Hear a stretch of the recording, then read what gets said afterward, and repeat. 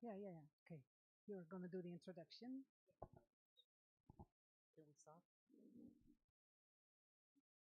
Good evening, everyone. I'm Gennaro Vessio, researcher of this department.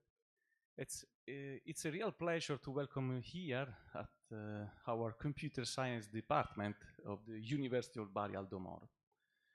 The computer science department has a deep commitment to technological innovation and long tradition in artificial intelligence research, which is exactly what brings us together today. We believe the university should be a place where research, innovation, vision for the future meet. So it's a real pleasure for us to be a hosting partner of PugliaTechs. PugliaTechs is a network where researchers, innovators, founders, etc. are working together to make Puglia a global technology hub, which I believe is truly remarkable. The program is quite busy, so I will conclude here.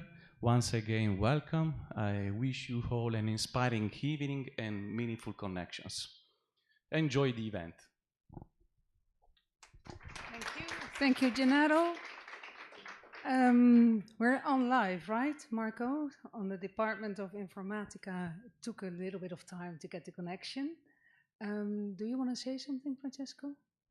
Absolutely. So thanks so much for being here today. We're very excited to kickstart this month's PugliaTechs Talks here.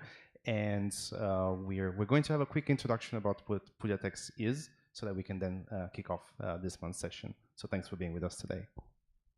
Cool, thank you. I'll be quick. I'm Leona, one of the PugliaTechs community builders. I'm from the Netherlands. I think I'm responsible for the weather tonight. I'm sorry. I'll be quick because we have a very dense program with really cool speakers tonight. So I'll go quickly through PugliaTechs. Is it working? Yes, it is.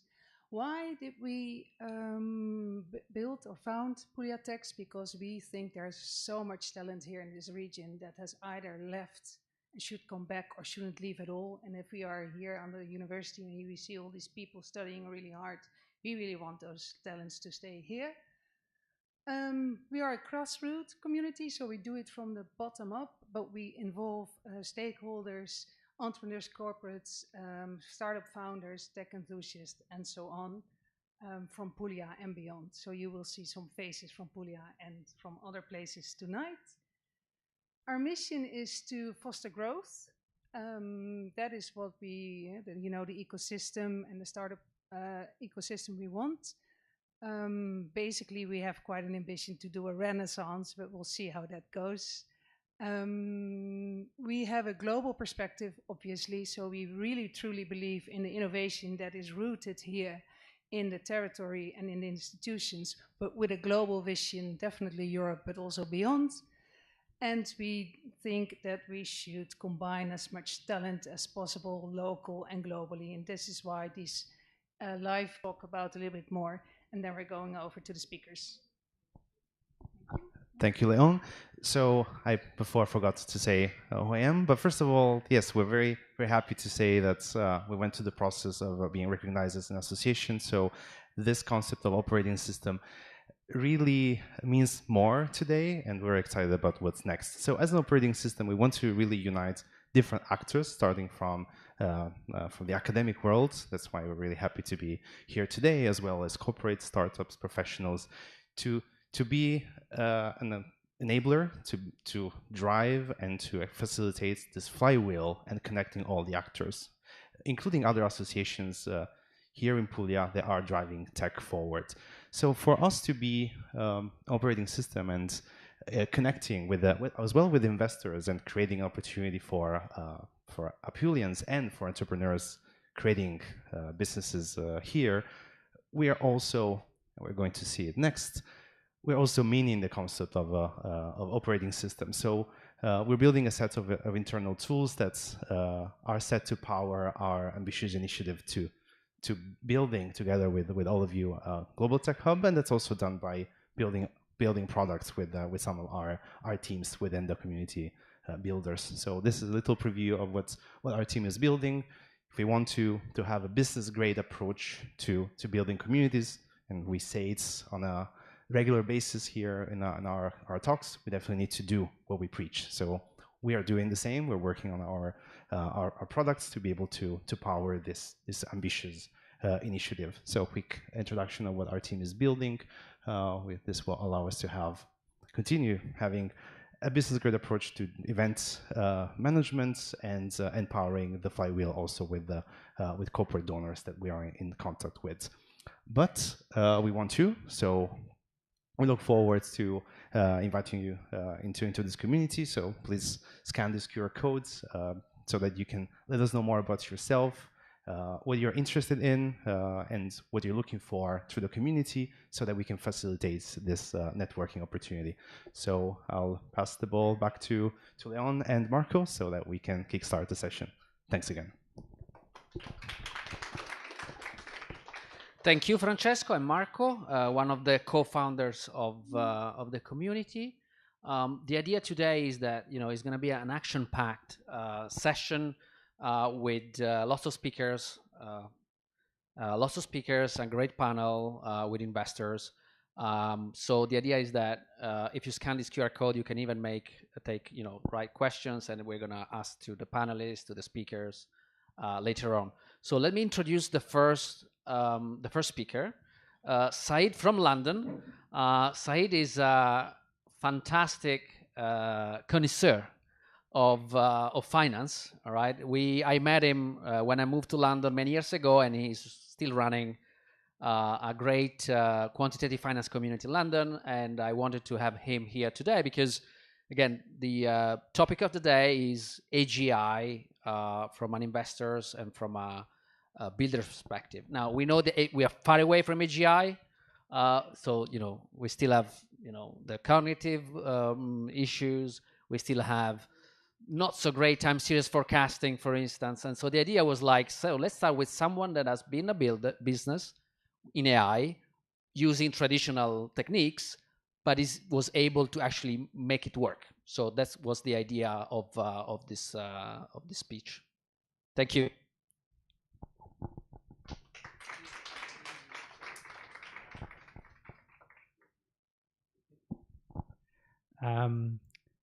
Okay, maybe I'll take off my glasses. It's easier to read the slides like that.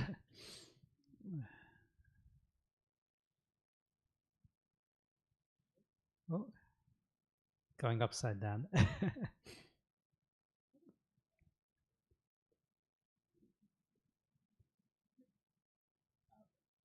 Okay, thanks. Thanks very much. Okay, I will be quick, I promise. So first off, does anyone know where this painting is? It's somewhere in Italy. Okay, it's Bordighera. Okay, so, but the reason why I put this slide on is because by Monet, one of the Impressionists, and the first time the Impressionists exhibited their work in public was around 150 years ago. And these are some of the critics' responses.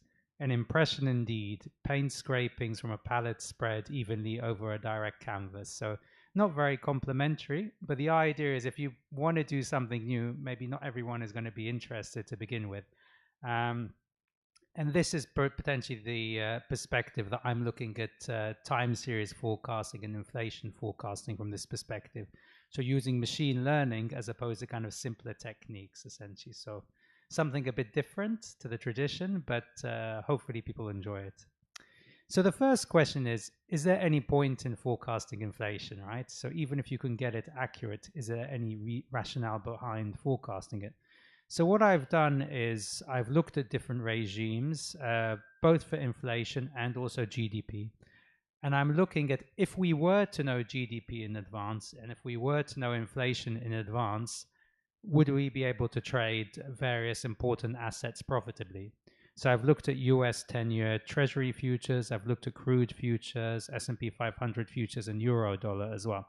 And what you can see, for example, in US 10-year Treasury futures is there's definitely a divergence between how they perform when inflation goes lower. They tend to outperform versus when inflation goes higher. You also see something similar, although the reverse with crude oil for CPI. also for S&P 500 as well. And you can see something similar as well for US GDP. Eurodollar is a bit more tricky because we also need to take into account Eurozone inflation. It's not purely a function of US inflation. And on the left-hand side, I've just regressed the move in CPI over the quarter against US 10-year Treasury futures. And again, it's not a perfect fit, obviously, but there does seem to be a negative correlation between the two.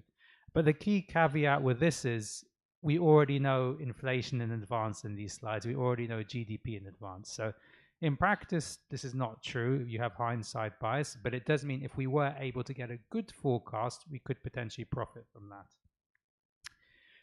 The difficulty is traditional econometric techniques for forecasting inflation don't tend to work too well when you get big swings in inflation. This is an illustration with Brazil and Mexico. And you can see the consensus here is in red versus the realized inflation. So when there's not much volatility in inflation, traditional techniques tend to work best. Or I'd say generally most forecasting techniques will tend to work better. But then when you have a big swing in inflation, for example, during the COVID period, or you can see here like 2015 in Brazil and then 2018 in Mexico, the consensus doesn't pick it up essentially. So is there a better way of forecasting time series? So what we did is we looked at it from a more kind of machine learning perspective to do forecasting. And we forecast up to 12 months ahead. We do this for around 36 countries. We just added United Arab Emirates recently. So historically, what tended to happen is you'd have a relatively simple model with a small number of variables. And the idea was to construct essentially more of a narrative to understand inflation rather than an accurate forecast. But because we have a lot more data these days, the idea is we use more complex machine learning models to kind of infer where inflation will be. Typically, we don't have preconceived relationships between the variables. Admittedly, the byproduct of this is the inflation forecast is more difficult to explain, but the trade-off is you get more accuracy from your forecast because of that. And typically, you'll have a lot of other data sources that you wouldn't use historically. So, for example, it could be satellite data, pollution data, and so on. So these are some of the sorts of data sets that we use, and I'd characterize it in terms of 4 different data sets that we would look at. So first of all, we look at traditional macroeconomic data as an input into our forecasts. So inflation, past lags of inflation, wages, and so on. But also we do a lot of web scraping to get high frequency consumer prices as well. Then a lot of market data as well, things like commodity prices, bond yields, and so on. Then we look at the benchmarks. So what are central banks forecasting? What are markets forecasting for inflation? And then the fun new bit, which you see on the right-hand side, is alternative data. So this could be, say, pollution data, which is a high-frequency proxy for industrial production. It can be weather data, which is important for pasta and other things. Maybe in Mexico, you have tortilla and so on. So you can put these as individual variables in your basket, or you can construct a feature which mimics the food basket itself. So that's what we've done here, for example, for India. And if you could spend a lot of time on, admittedly, this is kind of manual type of work that you need to do. If you actually construct features specifically and do feature engineering, you tend to get a better fit than just expecting the model to pick up the relationship. So it's still, the domain knowledge is really, really important in this context. If you don't know what's in the CPI basket, you don't know what data to look for, basically. That's the key point. But that being said, we also have a lot of data which is not part of the inflation basket. So things like unemployment rate, that's not part of the basket. Pollution is not part of the basket, but it's a good indicator for where inflation could be in the future. So here we plotted our food index for India in red against the official food basket in blue for Indian inflation. But you can do the same thing for lots of other countries as well. Admittedly, one of the problems with doing any data exercise is you need to clean up the data. So we've got algorithms for finding missing data, deseasonalizing them. Also, we need to do some imputation as well, because a lot of the time series maybe don't go back far enough to. We need to check for outliers as well. So this is not unique to inflation forecasting, but it's something that kind of everyone who needs to do time series forecasting will do in practice. So what type of model? What's the secret? So I'm sorry to say there's no secret in practice. So the model that we use is actually called a linear random forest. And you do find this in the literature. So the idea is the first part is a linear model, so typically like a lasso. Before we get to the lasso, though, we have additional IP around feature selection. So feature selection is a very important step if you want to do time series forecasting. So we have a special technique that we use for that, but we're still doing research on that. But then once you have done that, then you put it into a linear model. This will do some regularization, so it will do further selection of the variables. And then you put the residuals into a random forest. So the first part is linear, and then the second part is non-linear. But I would say that whether we use random forest or linear random forest or lasso, etc., it's not going to make a massive difference. The most important point is, one is the feature selection, but I say the key thing is having the right data. If you don't have the right data, and this is the same for everything, no matter what model you put, it's not going to help. So one example of this is with the US. If I want to forecast the next number for the US, and my model does not have gasoline prices, good luck. So this is an important point. You need to find the right data essentially to add to your model. The difficulty is no matter how much data you collect, there's still things that you miss. So one thing that you could potentially miss is future policy adjustments. So in the UK, you have things like energy caps, tax rises, and so on. So what you can do is you can search the news. So we use LLMs actually for this to help us. So they'll search for the news of future policy impacts, and then we estimate these, and we can potentially change the output of the model. So we have an expert adjustment on the model. So historically, I would say always trust the model. The model's always right. But you do need a bit of human intuition on top of it, and that can help to improve the forecast in practice. So one of the things we use are these policy adjustments to help us adjust the forecast in practice. So there's still a lot of room for humans, so the model can't do everything. So we can't all be fired yet, is what I would say. So what are we forecasting next? So for Friday's US CPI number, we're forecasting 3.11. So maybe write that number down, and if we hit it, then you can say we're awesome. If not, then potentially we're not going to be there. And then for the rest of the year, we're relatively similar to the market in the US, so going up to around 3.2. But then for next year, actually, we're expecting a small fall in inflation. So potentially by the end of the 12 months from now, we're expecting to around 3%. The market is around 3.2%. This is for US CPI year on year, non-seasonally adjusted. So again, come back to me in 12 months and we'll see if our forecast actually comes through. So one important point is, can we develop trading strategies to kind of trade this stuff? So the first thing we want to understand is it worth knowing US CPI, say just around the print? So on Friday, we've got US CPI. If we were to know the print in advance, could we actually trade that? So I've got a simple trading rule here. So if I think if US CPI is greater than the market expectations, I would buy dollars and sell dollars otherwise. Obviously, I don't know it in hindsight, right? So this is just a practical exercise. So on the day of US CPI, these are the risk-adjusted returns for trading euro, dollar yen, and US 10-year Treasury futures. And I've looked at headline CPI and also core CPI. So core CPI excludes food and energy. And you see actually in practice, although a lot of market participants focus on core, it looks like headline is actually slightly better. So this is one of those points where people obsess about a number, but then if you look at the data, actually another number has a similar impact. But this is assuming we already know the number, which we don't know in practice. But again, if we can have a good forecast for the number on day of US CPI, potentially we can profit from that. So this is just looking at the same trading strategy with hindsight. Obviously, before 2022, even if you knew the number, it didn't matter because the market was not reacting to it because essentially inflation was not volatile.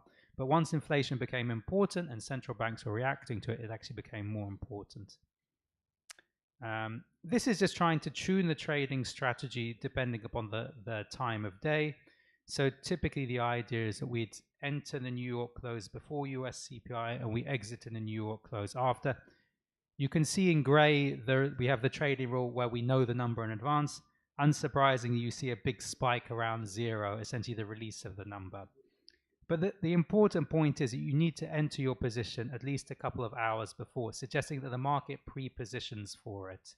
So it's not a case of doing like a 5-minute trade around US CPI. You actually enter beforehand and hopefully catch some of the drift because people are pre-positioning for it. And I would say that the blue line and the orange line are using our forecast, which is not 100% accurate like hindsight, but you still make some profit from it in practice. And this is basically backtesting the various trading rules we have for US CPI. So this is just trading on the day of US CPI. And we can see it's profitable, both of these trading rules, for all the assets that we trade. And this is as a time series as well. So in gold, we have a trading rule that we published 2 years ago. So you can see the bit at the end is outer sample, basically after publication. And then we've got the improved trading rule here in gray. You can always find a better way to improve a trading rule once you've published it. So it always happens, like it's inevitable, right? But I just wanted to show that we did publish something that did work. Not quite as good as our new rule, but still not too bad. So have I got 1 minute left? So these are kind of broader applications of economic forecasts. So we have trading macro instruments, things like inflation swaps, tips linkers, also trading fixed income and FX, like I just showed you.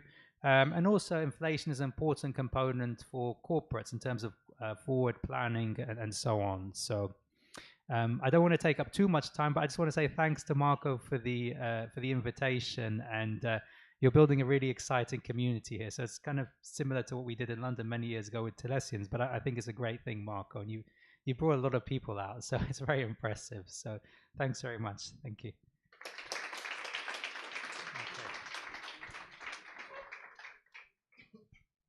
So we don't have questions, so I guess we can go to the next, to the panel now. So we have actually 3 investors that bet on AI from abroad, you know, from Puglia. So I think it's important as well to understand how people invest in AI, not only on the application side. So please join the panel here. I have Nicolò. 3 friends, actually. Nicolò, Roberto, and my great friend from Naples. Please, guys, let me introduce the story of this panel. So do we need another chair? Okay, 1 second. So maybe, we have 3 here. Luigi, do you want to sit here or as you like? Okay. So let me just move to this one, this background.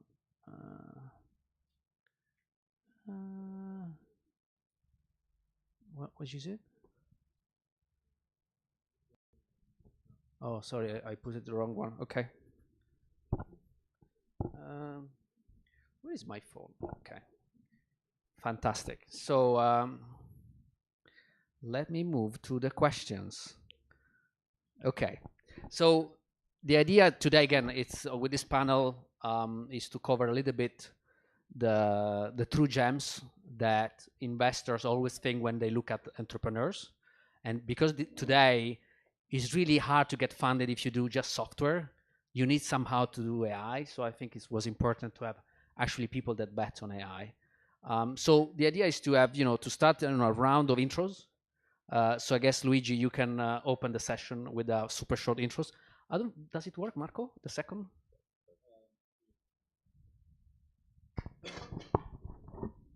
Go ahead. Okay. Hi, everyone. My name is Luigi Congedo. I'm currently the founder of Data Masters, which is an AI academy. In the last 15 years, I've been living in the US, mostly spent time in Silicon Valley. Since 2014 until 2021, my full-time job was investing in AI companies. I was very lucky. I found myself in Silicon Valley and in a VC fund that was betting on AI before, I would say, AI was mainstream. Yeah, I'm very excited to be here. Thanks, Marco, for the panel, and looking forward to answer more questions. Absolutely. Then Nicolò has a different angle, so I'm happy to have your background story as well. Yeah, good evening, everyone. I'm Nicolò Scoditti, and I'm here representing Sullivan Venture. Sullivan Ventures is an equity partnership headquartered here in Bari, and we invest in early stage startups with a focus on technology-based and AI features.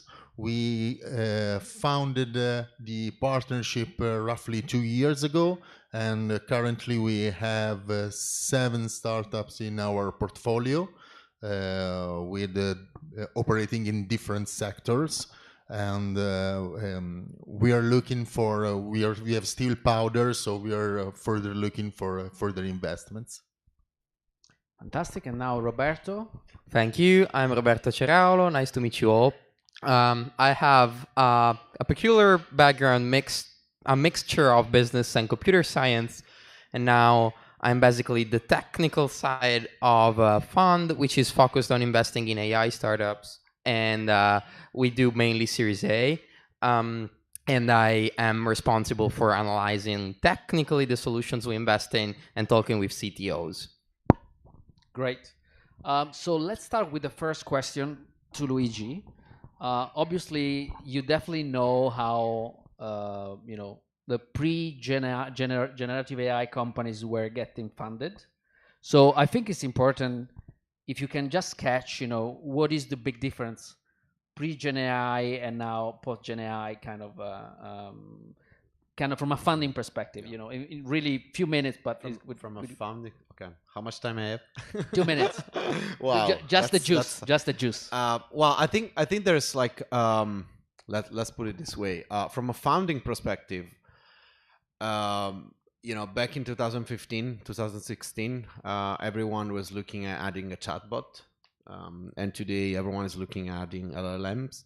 We're still calling it AI. I think as we move forward, AI is becoming more integrated into the digital world. And not many people look at the infrastructure, I think, and most of the apps, tools, so toys that we're going to see in the market, they're going to be there for a few months and no one's going to use them. So I see very similar pattern. That's what I'm trying to say. I think in terms of perceptions, what is crazy right now is that back 10 years ago, AI was not for everyone to play with. Today, the barrier to entrance is much, much lower. It appears to be cheaper to play with AI because when you build AI, you're talking about like 6 to 9 months with a solid team with supervised learning, label models, deploying, and then random, and today like 3-4 days. So you have this sensation of being extremely cheap. The reality is like most of the way people are integrating and using AI is extremely expensive. It's not efficient. It cannot scale. And I don't see yet a lot of like ChatGPT wrap built by individuals that can really operate at like 10, 20, 30,000 people scales. Because usually they're extremely expensive. I do know companies that are going out of market because they build Gen AI solutions. They will start scaling user base, and suddenly they have like $500,000 bill from AWS, OpenAI, etc. So I think today, if you want to raise money, great, talk about AI. But if you want to scale your business, think about infrastructure before it's too late, because then you're not going to have the funds, you're not going to have the revenues, and it's going to be very hard. Fantastic. So next question is for Roberto. Obviously, as you said, you are really involved in the kind of also due diligence and so on, but what are somehow the North Star metrics that you guys see on any investments today? Yeah, thank you. So connecting the dots with what Luigi was mentioning. So there are many startups right now that are growing at paces which are incredible, like never seen before. And of course, like some of them look at the unit economics of what they're doing. So look like, am I profitable on the single customer, or am I just looking for huge scale and growing the customer base without caring at the profitability. Some others care more. The thing is, like, with these huge growth rates, probably you've seen companies like Replit, Lovable, the ones of the vibe coding space. They're especially incredible for the growth.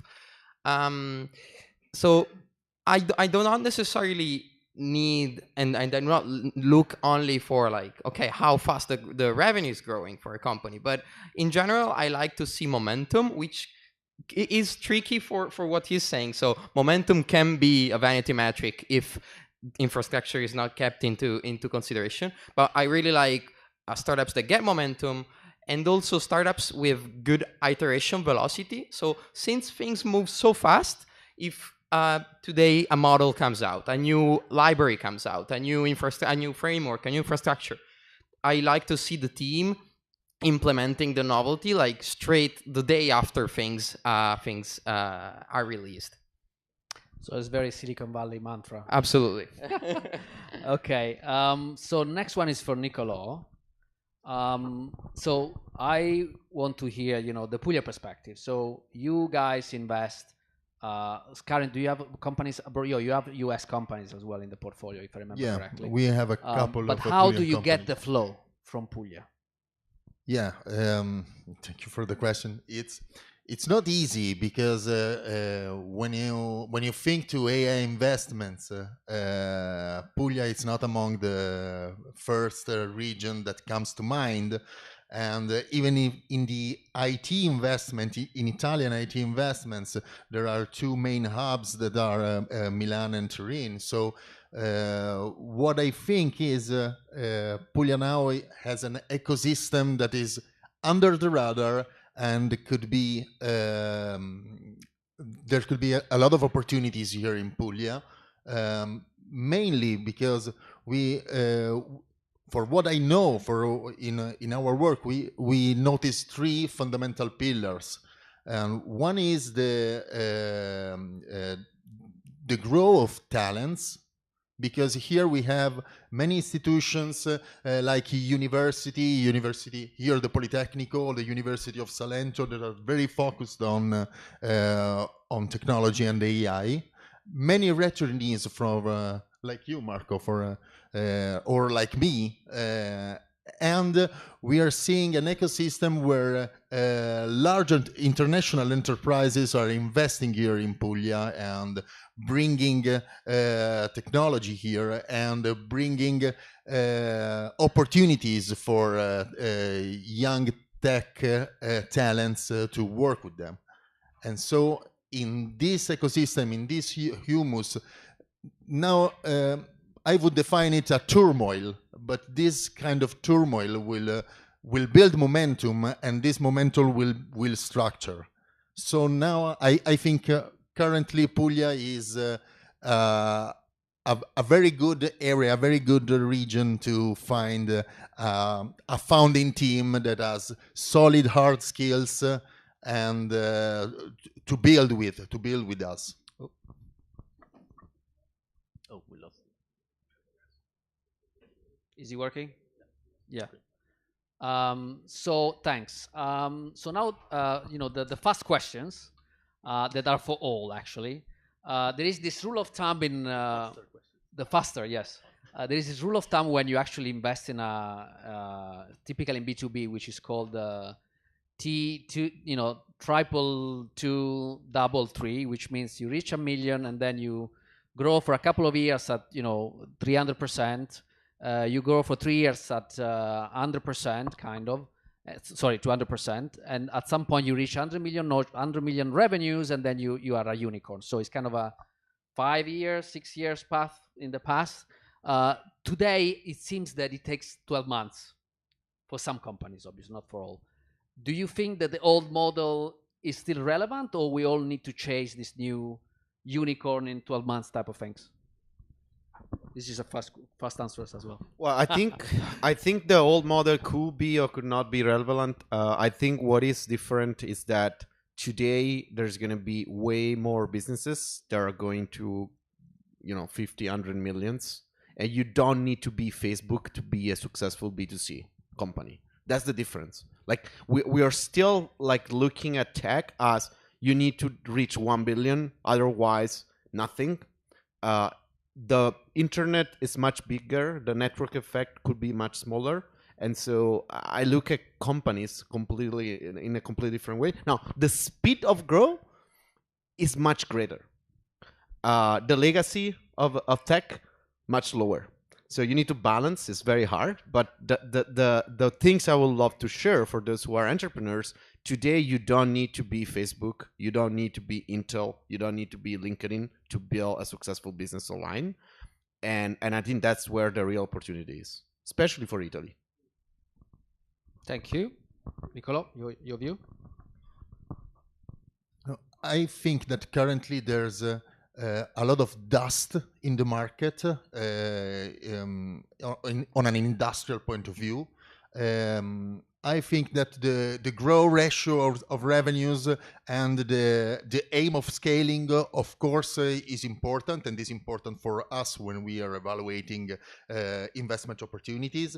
But what I also think is that capital efficiency is very important too. So from our point of view, we would prefer a company that maybe has a growth trajectory in revenues, but then it thinks on how reach the break-even too. Okay, because growth must be profitable, must be sustainable, and must be data-driven. And I think that an excessive focus on growth would be,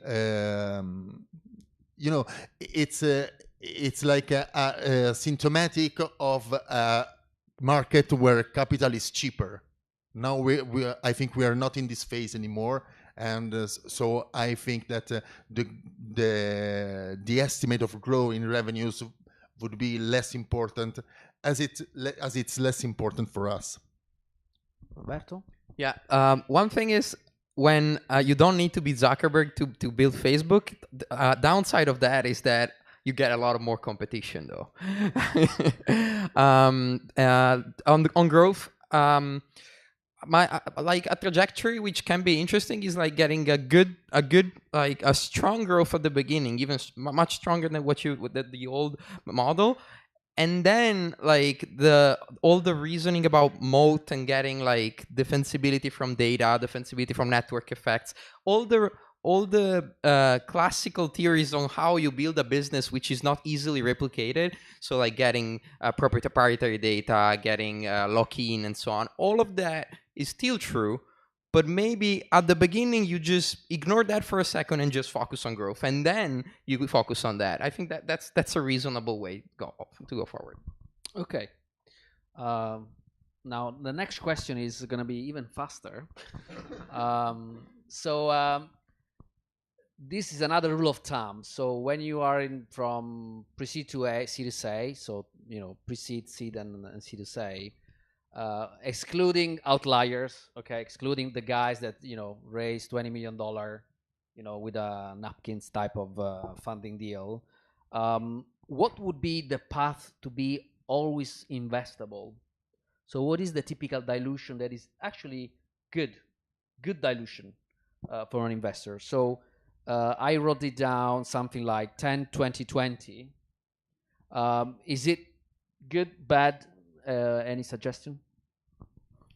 Well, I mean, on average, it's average. I think you're looking at like 10 to 15 and then 20, and then it goes a little bit down after Series B. So if you want to have the number, yes, that's the reality is way less linear to raise money than it looks like on paper, because typically you raise money, then you need to do a bridge round, so you're a little bit kind of like, oh, I need to raise money at 2 years ago valuation, and typically what matters to me, my advice would be, is not much about the dilution on the cap table, it's more about the terms you sign, because there are things like liquidation preference and others that can screw your cap table way more than the valuation. So I think there is a lot of talks about the 10, 20, but like don't take liquidation preference or other weird agreements can be very dangerous, and can also limitate your future rounds. It typically happens with companies that raise series in Italy. They go to US and their cap table is okay, but the terms there with investors are screw, and US investor won't invest. Thank you. Nick? Yeah, 2020. 2020. I think that maybe founders must reach Series A with a maximum of 40 to 45% in dilution. It's very important, and I agree with Luigi on be careful about the terms you sign, even because this would impact the governance too. And this happens a lot of times.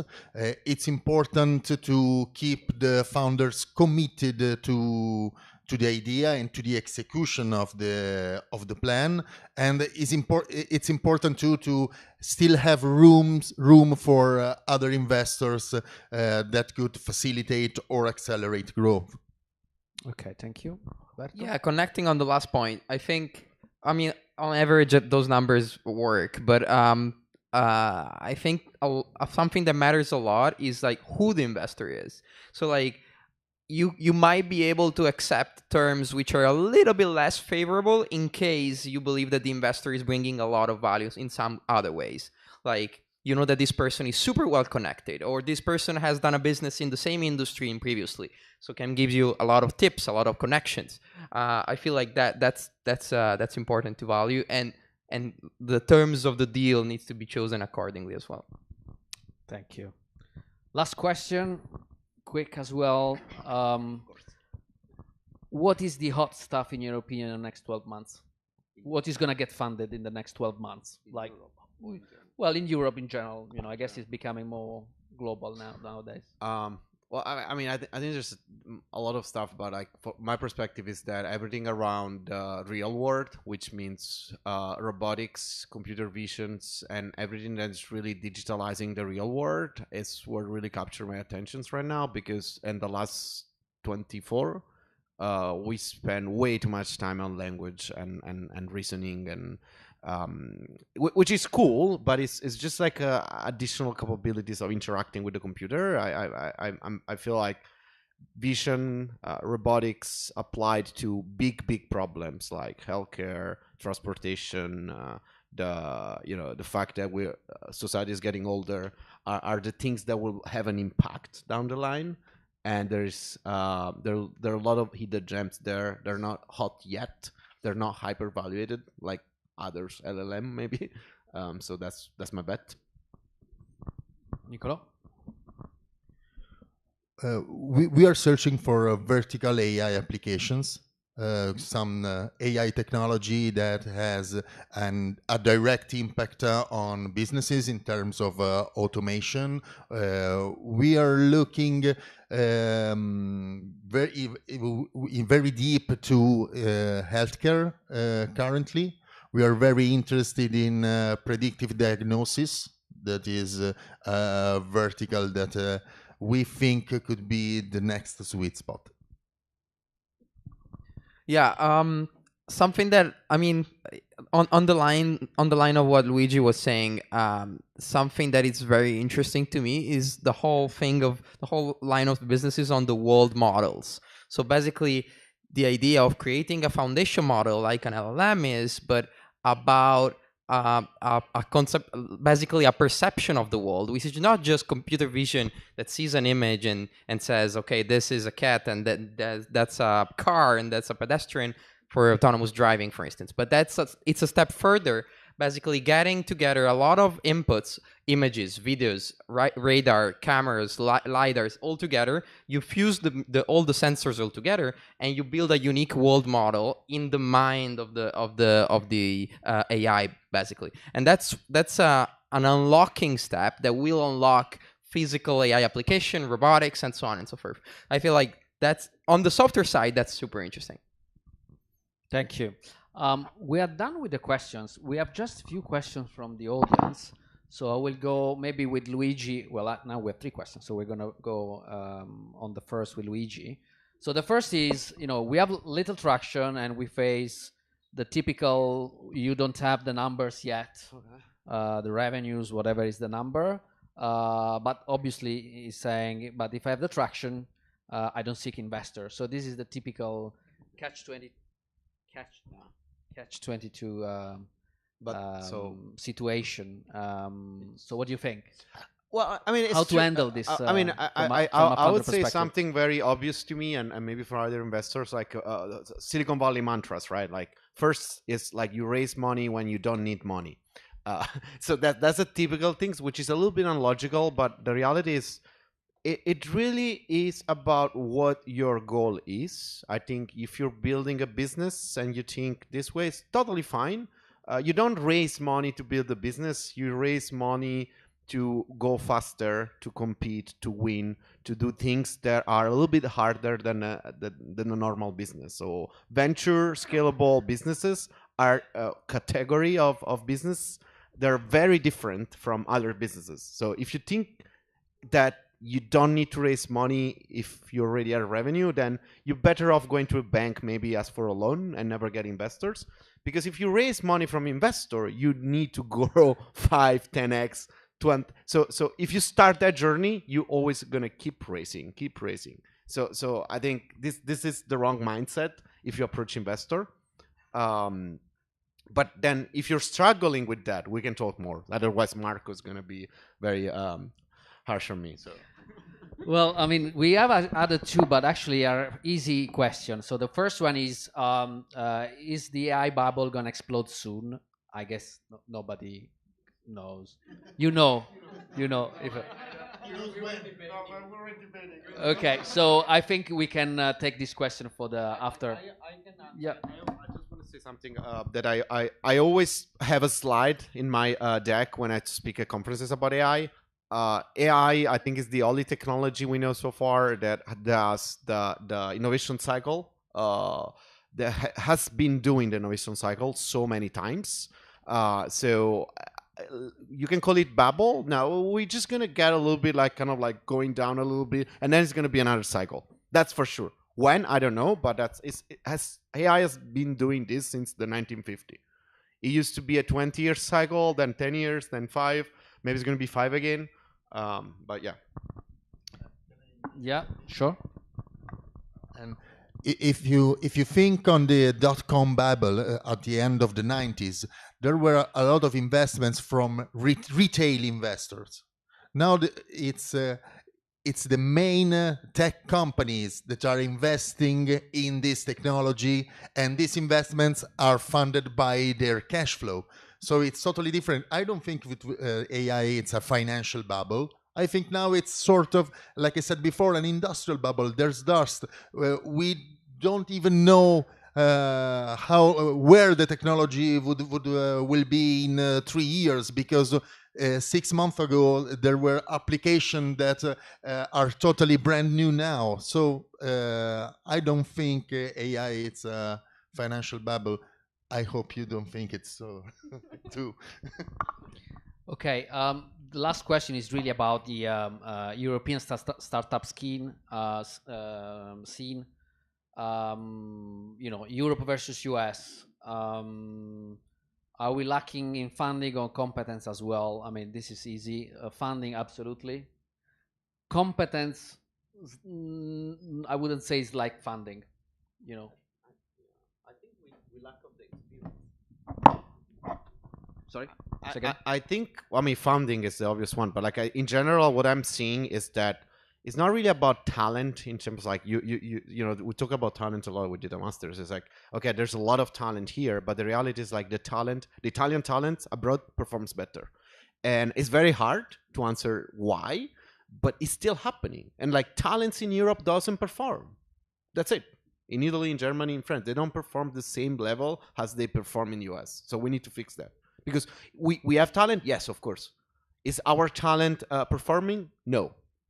So that's. But this is the but we typical do have productivity problem we all face in Europe. I don't think it's productivity. I think it's aversion to risk. I think it's legacy. I think it's. I hope there is no professor here, but I think it's like professors commanding what the project should be or how we should use the grant, and not giving that freedom. There's a lot of like, yeah, it's a lot of like cultural mindset framework. There are very hard to change that are limiting talents to and creativity and you know. Well, thanks, guys. It's been a pleasure, moderating this panel. I guess now it's time to go for the next speaker. Thank you again. So now we move back to some technical stuff. So we, as I said before, in the AGI kind of race, there are still lots of missing pieces. One of them is to actually be able to forecast. So today we actually have I can say an expert in the LLM, large language models time series domain. So I'm very glad to have Fabrizio that is going to tell us more about this space. Thank you. Thank you, Marco. Thanks. Good evening, everyone. I'm Fabrizio. So I'm a data scientist at a company called Xtream. We are based in Milan, and we work in machine learning and AI. And yeah, this talk is about LLMs for time series forecasting. So, okay, maybe I should take this one. So, yeah, just to give a bit of motivation, I don't think you need some motivation about the LLMs part, because you're at an AGI talk. But why do we care about time series in the first place? And the short answer is that they are literally everywhere. So almost every business in some capacity needs to make forecasts, and they all heavily rely on time series to do that. So this happens in finance. Maybe you want to do some power demand estimation. Maybe you want to forecast consumer demand. Maybe you want to do that for inventory management. They all, almost every business really cares about time series forecasting. So this is why you should care. They are extremely valuable. And since they're valuable, we actually already have in the machine learning community some fairly established methods to tackle these challenges. So we have models, just like ARIMA, ETS, Theta. These are models that are, again, classical models. And the way they work is you typically take one of these models, you take one of your time series, and then you feed one of these models into the specific time series. And this really represents the baseline. These are the models you want to beat if you maybe propose a new model. And they can capture temporal patterns like trend, seasonality, autoregression, and they are they're interpretable.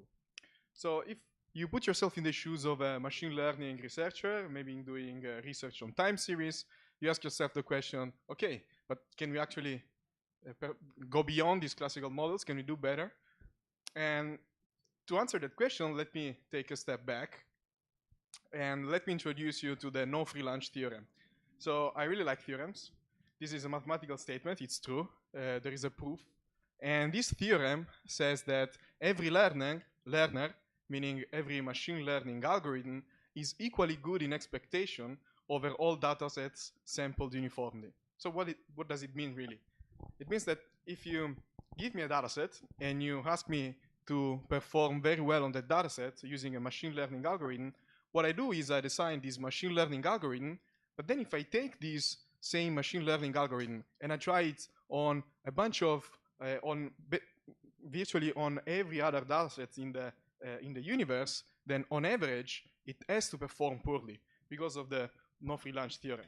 So the bottom line is that in machine learning, we have no silver bullet. There is no magical algorithm that will solve all of your problems.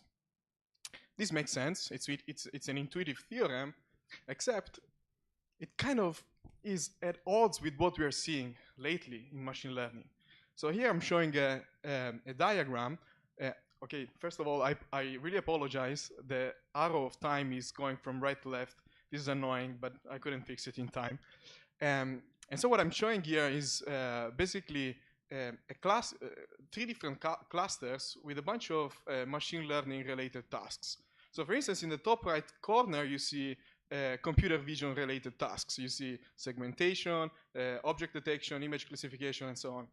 And what people would do 10 to 15 years ago they would go for each individual task and design a new algorithm that will perform well on that specific task.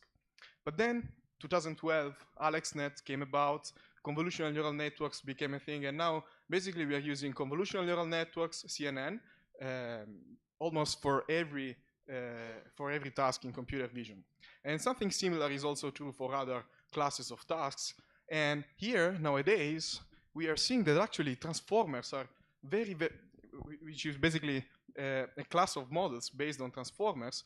Transformers are very, very good on almost every domain. You name it, computer vision, graph neural networks, and obviously natural language processing. This is interesting, and it kind of rings a bell to the machine learning researcher that maybe we can try to use the same approach based on transformers for time series forecasting. Okay, but is that enough? If we actually make this model based on transformers work for time series, then what else do they bring to the table? And let me go back to the classical forecasting models. Of course, there are a lot of pros for the classical ones. There are some cons. They are not very flexible.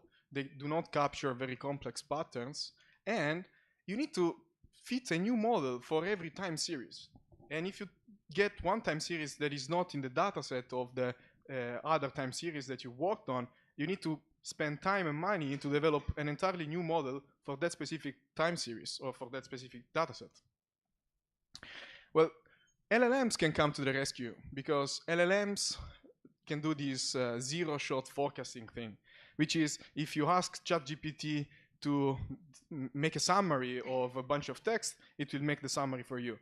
If you ask ChatGPT to refactor your code, it will do the code refactoring. These are different tasks, namely from different datasets that are all performed by ChatGPT. And in a similar spirit, what we could do is, ideally, we could pre-train a model on a bunch of different time series from many, many datasets, right? Train the model, and then this model will be able to generalize to new unseen data regardless of the specific dataset. So maybe we can do this. And maybe you can also solve this problem, which is called the cold start problem. So I know that at PugliaTechs, everybody loves bruschettas. So let's say that you have this idea to come with a new product and you want to list the product online. And what you want to do is you want to make some demand estimate just for the sake of inventory management. But now you have a problem because you have very limited or ideally no historical data. So how do you make a forecast with no historical data?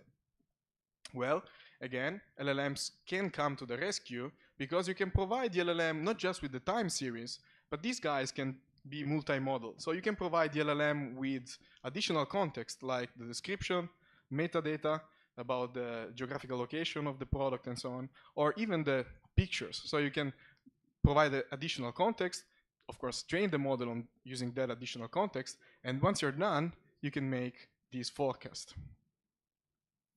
Okay, so enough with the motivations. Now let's look at real models, because people have actually tried to use LLMs for time series forecasting. This paper is called LLM Time. It's from 2023, and the idea of this paper, believe it or not, is actually, well, ChatGPT kind of knows everything, right? So let's ask ChatGPT to make time series forecasting.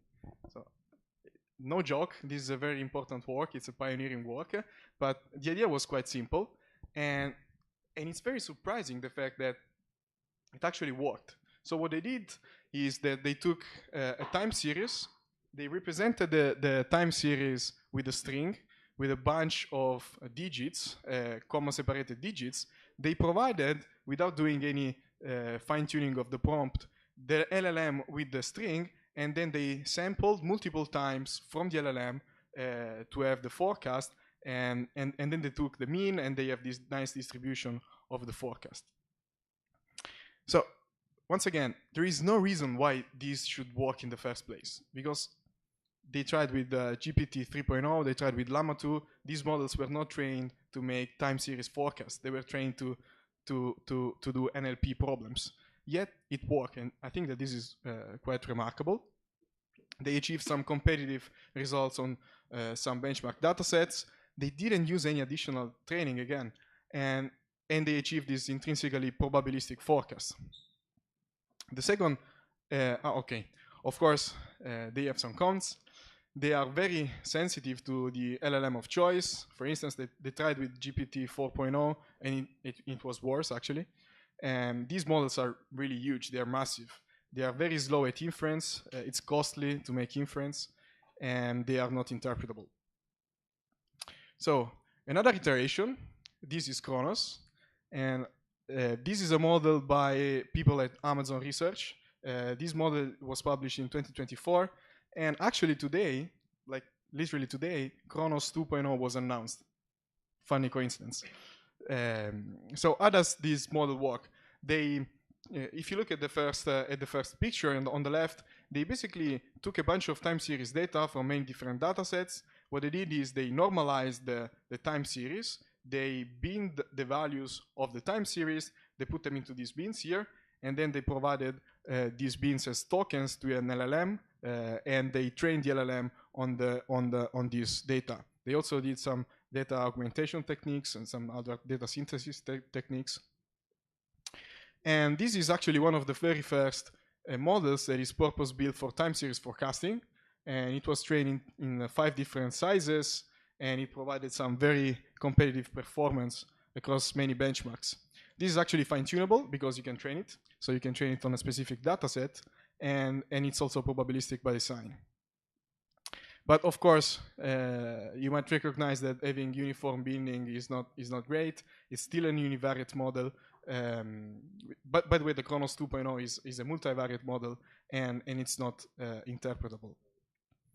And let me say something about AutoGluon. That is a bridge to the conclusions. So AutoGluon, I don't know if you know it, it's a Python package framework that allows you to do, basically it's an AutoML package that allows you, promises to do accurate and fast machine learning in 3 lines of code. And you can access Kronos, the model, through the AutoGluon framework. Actually, I was not happy with AutoGluon because I had to write 4 lines of code to run Kronos. But it's actually available through AutoGluon. So, conclusions.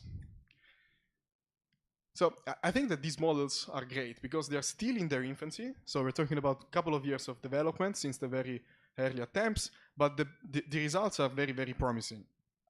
I think that really the key promise here is that they promise to democratize time series forecasting. So basically, if you don't have the time, you don't have the money, you don't have the interest, because maybe the task at hand doesn't require you to make some developments, you don't want to spend this money on developing a custom model. Then you can simply take these models out of the box. Okay, they are not interpretable, maybe inference is costly, but you can access them. And this is also, I think, why some of the major tech companies like Salesforce, Google, and Amazon, they are developing their own models. They are Kronos, MoreAI, and TimesFM. I think that this is the goal that they have in mind, to provide many users with these capabilities. Yet, of course, when time and resources allow, maybe you want to go to develop your own custom models because they still offer advantages in terms of performance, efficiency, and interpretability. Okay, that's it.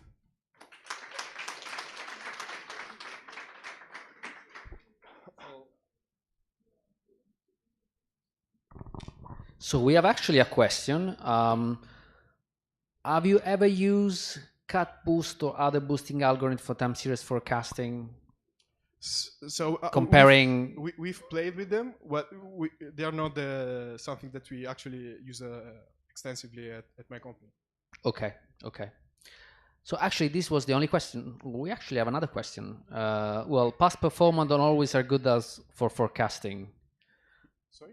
Past performance are not always good for forecasting. Yeah, I think the previous speakers also mentioned that if you don't have good quality data, that there's not much you can do. That's not something that a good model can solve. But yeah, we know well. Okay, fantastic. Thank you very much. So now we move to the last presentation.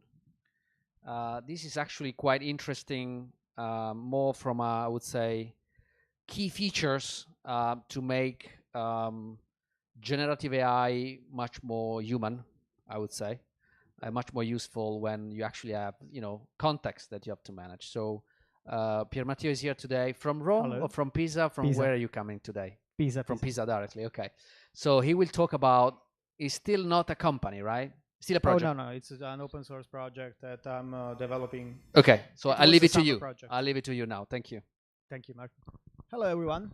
So I have two questions for you before starting. Did you read the article that just today happened to go out that is called A Definition of AGI?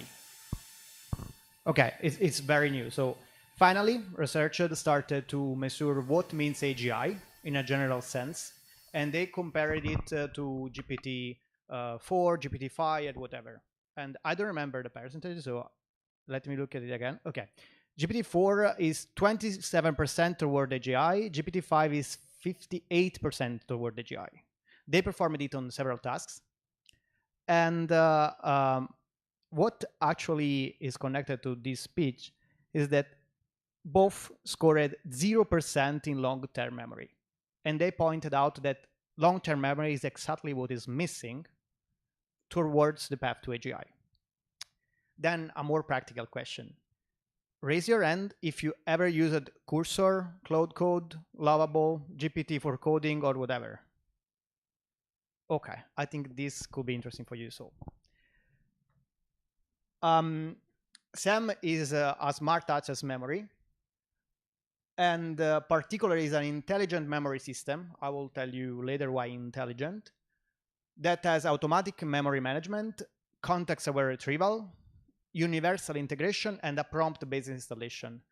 Honestly, I was just experimenting on the last one, so it's still not there totally, but you can try to install it through prompt. It uses a MCP, that is a kind of universal framework for connecting every kind of AI model out there to integrate in AI platform like Cursor, Cloud Code, Windsurf if you ever used it. And it allow you, meanwhile you're chatting with Cursor, for example, for building your app, to analyze every message in real time using a machine learning model that runs locally, that is trained on, is fine-tuned on an open dataset that I built. Decides automatically when to save information or when to retrieve it or to do no action. Execute memory operation transparently without interrupting your conversation with the tool, and provide relevant context to enhance AI responses. It's not like RAG, I will tell you why. It has zero effort, really zero effort, persistent knowledge, intelligent context, and is cross-session. It means that the information persists across different conversations, also across different tools and different AI models. It has generally semantic understanding. It has a very simple retrieval system with semantic.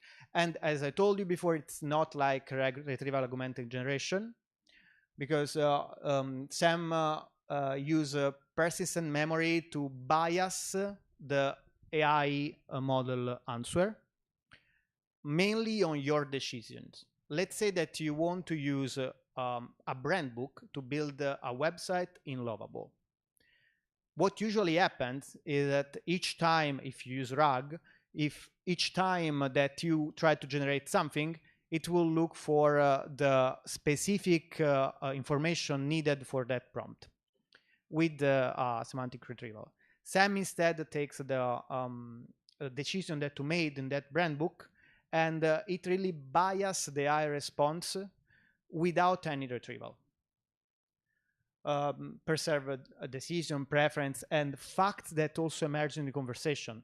Let's say that at a certain point in the conversation, even with the AI response itself, some information that you find interesting happens to emerge.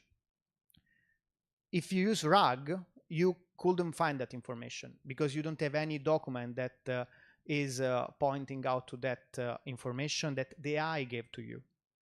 Instead, SAM saved the information in a database that, again, is local on your PC. So the information is absolutely safe.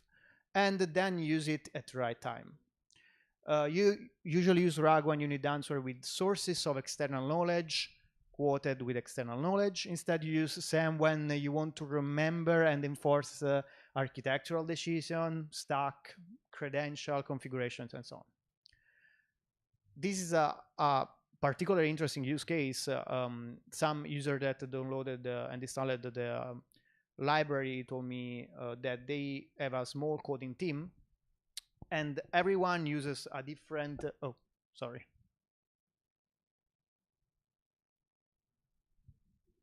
Well, fallback.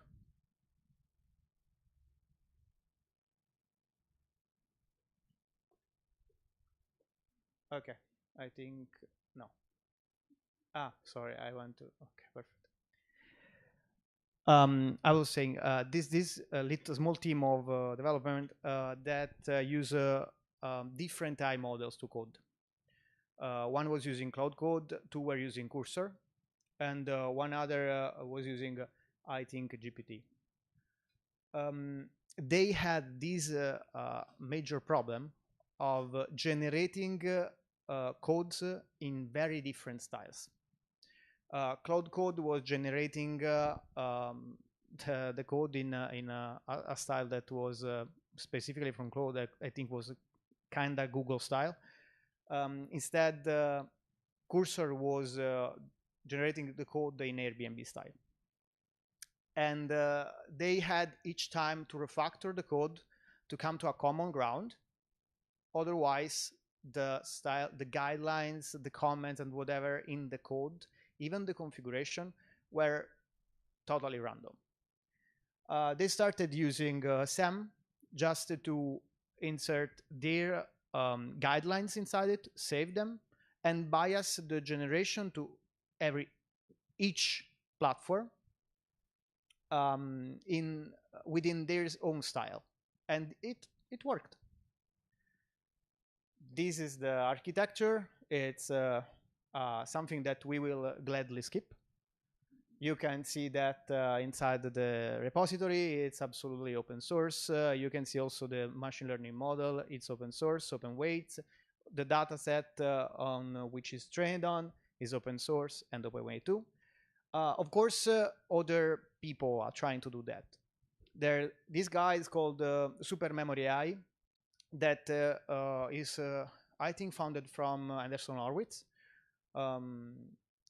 He developed a closed source cloud environment memory that works similarly. He honestly on the memory has also, I think, some sort of vectorial retrieval. It's just closed source, a closed environment, used mostly on enterprise application. SAM is very easy to install. It has even a prompt-based installation. You just have to prompt in your agent, install this, copy-paste the URL of the repository on name of the platform, and it will install itself. It will download the environment, start the server, download MongoDB and install it. It will do everything itself. And it has also a watchdog if you need it to restart it just for error handling, because restarting, shutting down, and restart things always work. And it has also this auto trigger and seamless machine learning model system that just makes everything automatic. Well, yes, they raised 3 million, but we are very funny guys. So if you want to try it, as told you, just type install this on Cursor, and well, you can then let me know feedbacks. Also, if you're interested in building this together, take my contacts. It's still not a company, it's just the summer project. Meanwhile, I was going around the world. And thank you.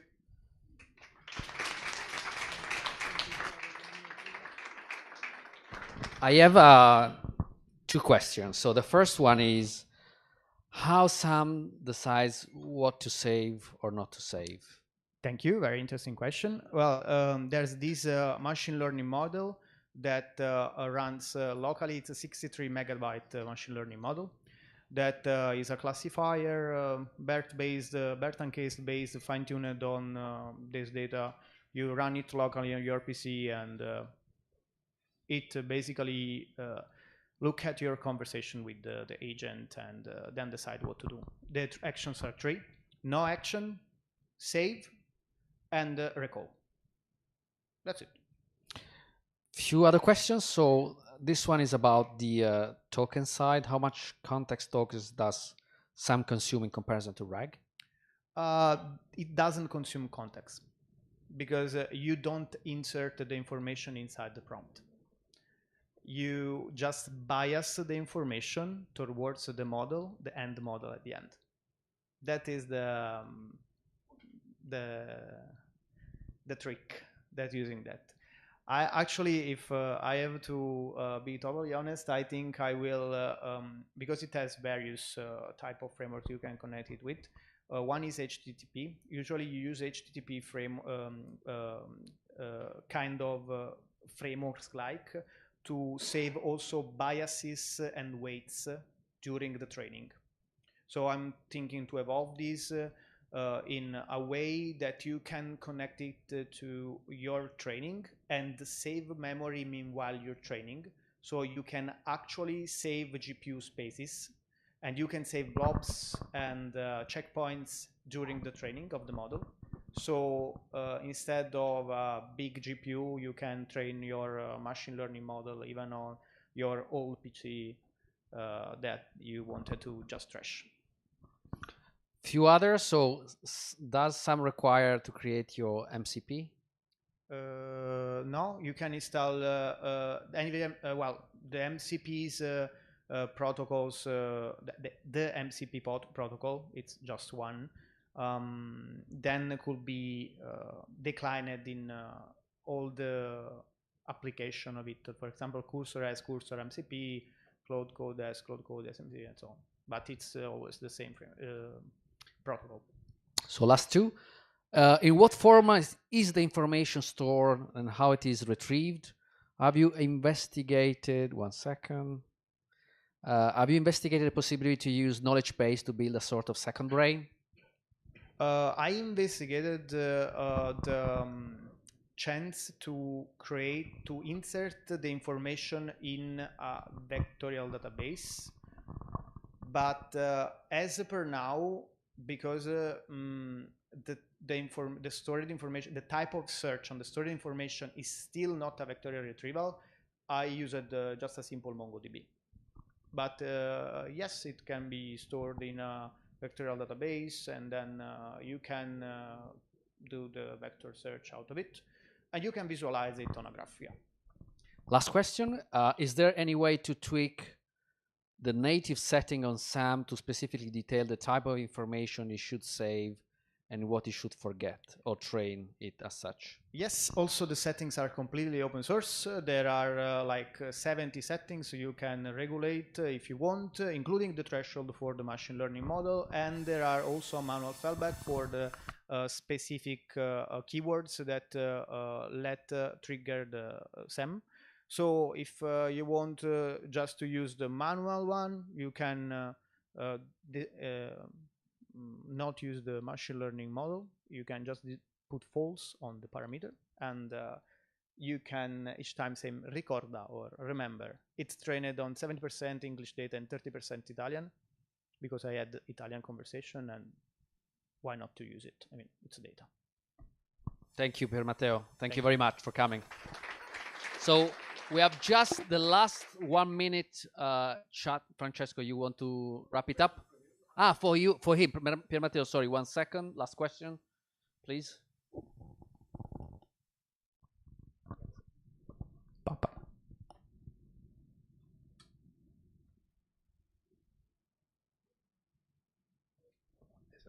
Is on? Okay, great. The reason I'm asking a question like this is that the phone is part of the equipment today. So just a quick question. Is it something you do support? Are you looking to support multi-project knowledge? So similar to what cursor rules will be per project or per repo? That's just a question. Yes, that's why I chose MongoDB, because MongoDB has documents, has then the clusters and so on. And so yes, you can basically save the information in different documents, and the collection then will be used for user, the document for the project, and the cluster for the team. Thank you. So it works, yes. So I think we are done for today. Thanks you for coming. It's been a very intense session today. I guess we have the final picture all together, right? So we all to come here now, Marco, right? So this is just to wrap it up the events. So we just do the usual picture all together on this side, and then we're done, right? Should we do it? Guys, if you all come here and someone, well, James, you want to take the picture?